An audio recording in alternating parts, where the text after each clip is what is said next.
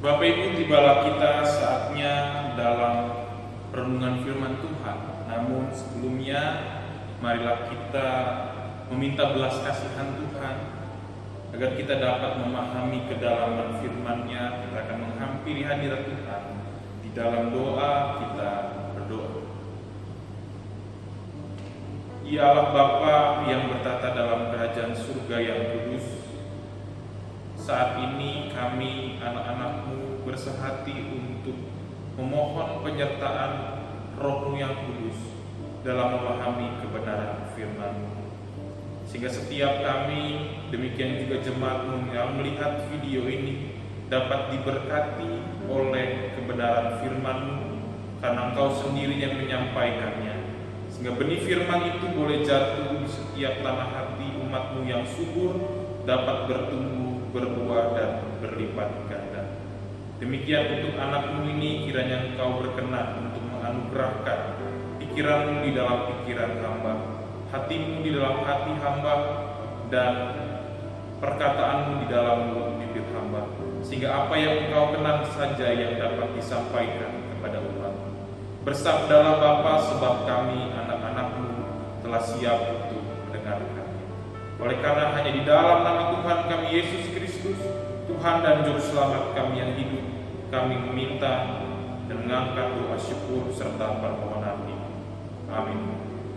Nah, Bapak Ibu saudara-saudari yang diberkati dikasih Tuhan, perenungan firman Tuhan ini terambil dari Nahum pasalnya yang ketiga, ayat yang pertama hingga ayatnya yang ke-19 dengan judul perikop yang diberikan oleh penulis Sabda Bina Umat, hukuman Tuhan atas kesombongan Niniwe.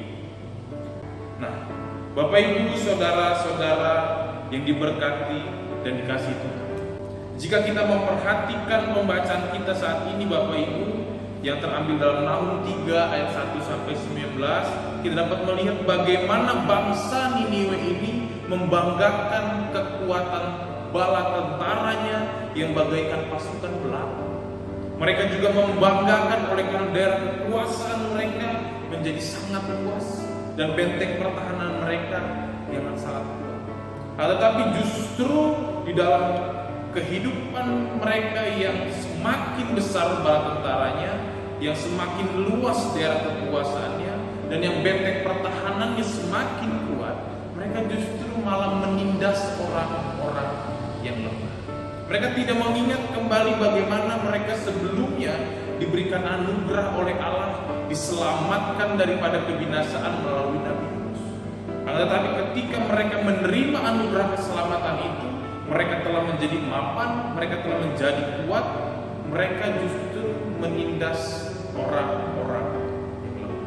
Dan pada titik inilah lalu Allah bertindak dalam kehidupan bangsa Niniwe dengan mengizinkan mereka ditindas kembali oleh pasukan perang bangsa Babel dan Media. Dan akhirnya mereka kalah dan mengalami kehancuran. Dan kita tahu bahwa itu semua terjadi atas seizin Allah. Nah, Bapak Ibu saudara-saudara yang diberkati dan dikasihi Tuhan, belajar dari perenungan ini kita diajak untuk berhati-hati terhadap kekuasaan, kedudukan, kenyamanan. Sebab itu kita bisa membuat kita menjadi lupa diri. Ingat bahwa segala sesuatu ada karena Allah. Itu semua semata-mata hanya karena anugerah. Jangan memberikan penghargaan daripada seharusnya. Jangan membiarkan kekuasaan itu membuat kita menjadi pribadi yang arogan dan terjebak pada virus kesombongan.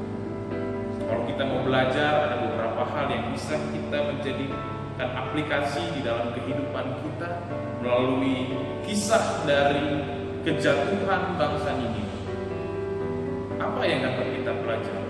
Nah, Bapak Ibu, saat ini kita merasakan bersama bagaimana saat ini kita diizinkan oleh Tuhan mengalami terserangnya wabah atau pandemi COVID-19, virus corona. Dia tahu bahwa semua itu pasti terjadi atas kontrol dan seizin Tuhan. Dan itu membuat kita menjadi mengerti bagaimana kita terbatas dalam banyak hal.